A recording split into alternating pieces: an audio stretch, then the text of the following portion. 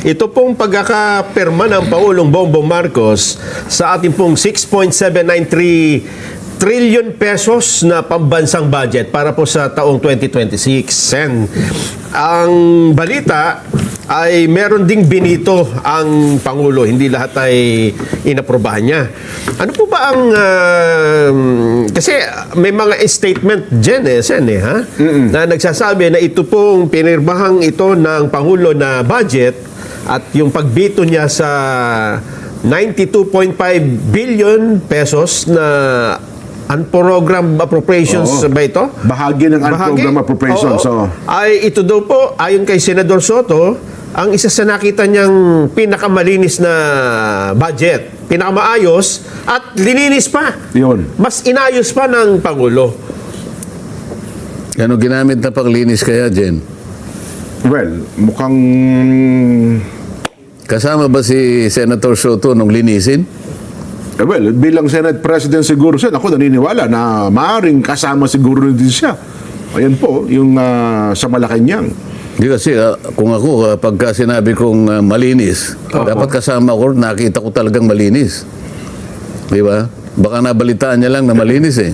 Di ba yun? Ang kanyang premise po kasi, yung 2026 budget daw po, doon sa dumaan na pagbusisi, na talagang sabagay, binusisi, pinag-aralang mabuti, naka-live stream, hindi pinalusot yung dapat palusutin.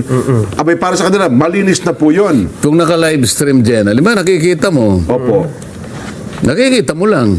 Oho. Nakakasama ka ba sa deliberasyon? Parang sa BICAM, hindi ata nag-participate si SP Soto. Nakikita mo lang sila ron. Narinig mo yung pinag-uusapan nila? Nakikita mo ba yung kinukwenta nila? Nakikita mo lang sila. Pero hindi mo nakikita kung ano yung ginagawa nila. Kung ano yung nililinis nila, kung merong nililinis. Tama naman. Akala ko nga yung budget dyan, Nelson, ay pipirmahan sa isang Lunes pa. Yun ang balita kasi. Hindi ko alam na ngayon na. Kasi, kaya ko naman inisip na baka sa isang Lunes pa, sa dami ng re-revisahin mo rito, na re-revisahin ng Pangulo, alam mo ba yung enrolled bill na yan, Jen, bago maging GAA, 4,300 pages yan eh. Ba? Yung 2026 enrolled bill. Pag enrolled bill, Jen, ang ibig sabihin nun, 4 pa lang ang nakapirma bago pumunta sa opisina ng Pangulo. Yung 4 nakapirma dyan, yung Senate President, yung Speaker ng House of Representatives at yung kanikanyang mga Secretary General nila. Sa House of Representatives, ang tawag Secretary General. Opo. Sa Senado naman, Senate Secretary. Pagkatapos may blanco sa baba nung 4 na yon. Pipirma ngayon ng Pangulo, yun ang magiging GAA. So hindi na siya enrolled bill, GAA na siya. GAA na po. Pag-usapan natin yung malinis, kung gaano kalinis. Ako hindi ako masyadong believe dun sa pagiging malinis nung nagawang budget. Kaya nga ako bumoto ng no, Jen, sapagkat may nakita ako na hindi rin napanagutan yung sinasabi ng marami kong kasama na talagang susuklayin namin yan. Gagamit kami ng isang suklay na masinsin ang ngipin. Suyod po ang tawag dyan. Suyod. Suyod. Yan ang suyod eh, yung masinsin. Kapag ikaw ay gumamit ng suyod yan, ang ibig sabihin nun, pati kulisa, tanggal. hindi kulisa, kuto. Tsaka lisa. Yung mismong kuto, ibig sabihin, maliliit na bagay yan. Ngunit nakapagbibigay ng napakalaking problema sa tao eh. Maliliit ha. Makati yun eh. Kuto. Kapag hindi mo naalis ang kuto, wala eh. Kahit maliit, aalisin mo dahil nakakasagabal, nakakainis, nakakairita, hindi maganda. Opo. Pati balakubak no, kukudkurin nata dyan eh, di ba? Tama po kayo. Ganun dapat eh. Mga kasama ko, talagang may nagbanta talaga. Gusto ko naman yun. At ako, napaniwala nila ako kasi kasama naman ako nung habang pinoporma namin. Pagkagaling sa House of Representatives, ang tawag doon sa dokumento, HGAB. House of Representatives General Appropriations Bill. So pupunta sa amin, yun ang ihimay, yun ang susuyurin. Yun ang gagamitin ng suyod. Di ba? O di, ako naman talagang gusto ko yun eh. Kaya nagtyaga rin naman ako na sinamahan ko yung ating chairman, kahit kaming dalawa na lang. Maraming pagkakataon na dalawa na lang kami na talaga sinusuyod namin. Ngayon, ako medyo, sinabi ko naman sa kanila na medyo ako na-disappoint ako. Ano yung na-disappoint sa Tagalog, Jen? Nadismaya. Medyo nadismaya naman ako sapagkat alam naman ninyo, bumoto ako doon sa ating nagawa na version mula doon sa version ng House of Representatives. Nakita nyo naman, bumoto ko ng no. Opo. Kahit hindi perfecto yan, pero sa tingin ko, nagawa nating suyurin talaga. Ano po nangyari? O nung bicameral conference, nakita namin, sabi ko, teka muna, bakit? Bumabalik. Bakit yung pinagkaisahan natin, ba't yung pinag-usapan natin, nagagawin natin, susuyurin talaga natin. Bubusisiing mabuti. Yung mga natanggal na lisa at kuto, binalik sa ulo? Parang ganun ata Ano ba nangyari. nangyari? Kaya nga bumoto ako, no, sabi ko, kaya po ako talagang nagsikap din. Ako, gusto ko makapag-contribute kahit konti lang. Para sa ganon, yung magawa nating 2026 budget, malayo ka ako.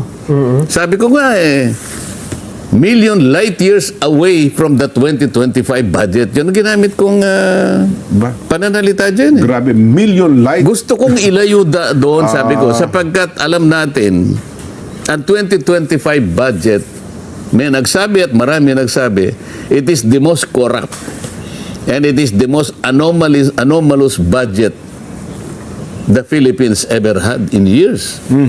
So gusto ko malayo doon. Bakit naman ka ako... gusto niyo, magbigay lang ako ng ilang halimbawa dyan. Sige lang po, sige po, Sen. Yung BICAM Conference Committee na yan ang pinanggalingan ng enrolled bill. Nadagdagan pa yung AX kasi sabi namin, lalo na nung ako'y nag-interpolate nga, hindi na ako naniniwala na yung AX na yan o yung MAIP o yung tupad ay nakapagbibigay talaga ng positibong tulong sa mga dapat na tulungan. Ang ganun ho ba? Kasi, nagsimula yan, napakatagal na ng panahon Ilang presidente na Opo, matagal na po meron ang yan. subsidy natin yan, nagsimula tayo sa 4-piece. Hanggang sa naimbento natin ang AX. Ang naimbento natin ang MAIP, naimbento natin ang tupad, at ang pinakamuling invention, yung AKAP. Yung AKAP, opo, last year. O ano ang katibayan na hindi ka ako naging mabuti ang idinulot na resulta niyan? Paano ka ako? Isip-isipin mo naman. Saglit lang sana, bago nyo ituloy yan, mahalaga po yan, dapat maunawaan ng ating mga kababayan. Sige. Tanggapin lang po natin itong report, direkta mula sa Malacanang, sapagkat kahuntahan po ngayon ni Eden Santos, ang Pangulong Bongbong mismo. Then, huwag mong gagalitan ng Pangulo, kalalagdala sa Pangulo ng budget yan Pangulong Ferdinand Marcos Jr., nilagdaan na raw po ang 2026 national budget na nagkakahalaga ng 6.793 trillion pesos. Kunin po natin, nasa Malacanang mismo. Maya Pagat Panapon. Den, kamusta dyan? Yes, Maya Pagat Panapon, Kong Jen, Kong Nelson at syempre Kang Senator Marcoleta na bagaman hindi siya naniniwalang malinis yung budget at dismayado siya. Naku naman, isa na ngang ganap na batas, Kuya Jen, ang 2026 General Appropriations Act para sa fiscal year 2026. Yan ngay matapos nga lagdaan ng Pangulo ngayong araw, January 5, 2026, gaya ng ipinangako ng Malacanang last time ni Pangulong Ferdinand Marcos Jr. yung panukalang 6.7 trillion pesos na pambansang budget ng administrasyon. Ang 2026 GAA ay malinaw na nagpapakita umano ng layunin ng Administrasyong Marcos na ilagay yung kapakanan ng mga Pilipino sa sentro ng pag-unlad ng Pilipinas. Prioridad dito yung mga sektor na mahalaga para sa pantay at inklusibong kaunlaran. Ibig sabihin yan, Kuya Jen, mas tutok ang budget sa tao, sa human capital at sa pangangalaga o pangangailangan ng susunod na henerasyon. Pinuri ng DBM ang pagdagdag ng Pangulo sa General Appropriations Act na sa kanyang matatag na pamumuno at sa patuloy na pagtupad sa pangakong palawakin ang mga oportunidad para sa mga Pilipino. Kasama, Kuya Jen, sa top 10 agencies, unang-una siyempre ang Department of Education na merong mahigit 1 trilyong pisong budget sa 2026. Sinundan yan ng Department of Public Works and Highways, ng Department of Health, kasama rin pang-apat ang Department of Interior and Local Government, ang Defense Department, Department of Agriculture, pang-anim, Social Welfare and Development, itong DSWD pang-pito, kasama rin dyan yung Department of Transportation.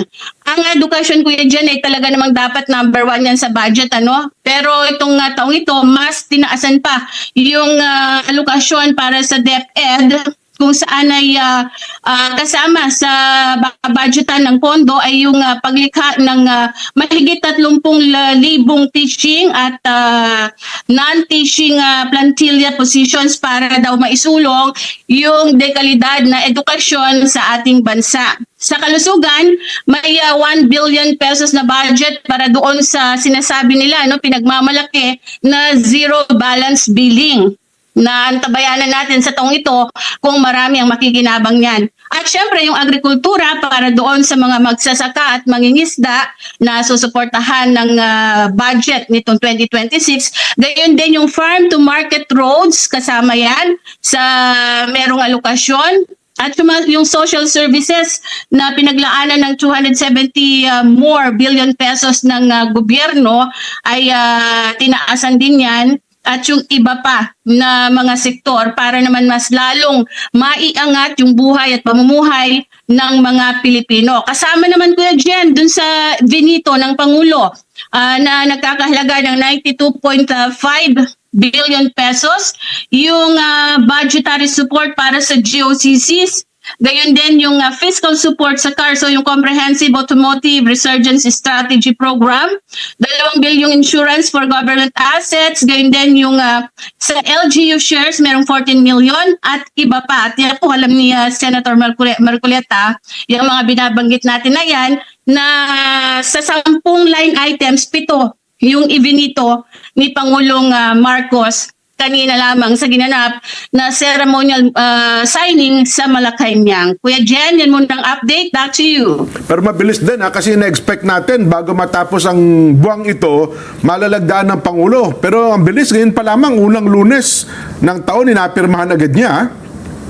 Yan din kasi sinabi naman last 2025 na January 5 malalagdaan ng Pangulo, kaya merong mga ilang araw na gagamitin yung magiging reenacted yung budget muna ng administrasyon. So ngayon, pirmado na yan yung GAA at magsisimula na rin silang gumamit ng 2026 national budget. Ang medyo problema lang, Kuya Jen, doon sa mahigit 6.7 trillion pesos na yan, meron daw 1.6 trillion ang kailangang utangin ng gobyerno natin para makumpleto yung kailangang budget ng gobyerno at maipatupad o mai-implement yung lahat ng mga proyekto programa under the 2026 GAA, Kuya Jen. Ayan. Sige, Dan, himayin namin niya sa ating palatuntunan. Dakal na salamat, Dan, mula po sa bahagi ng Malacanang.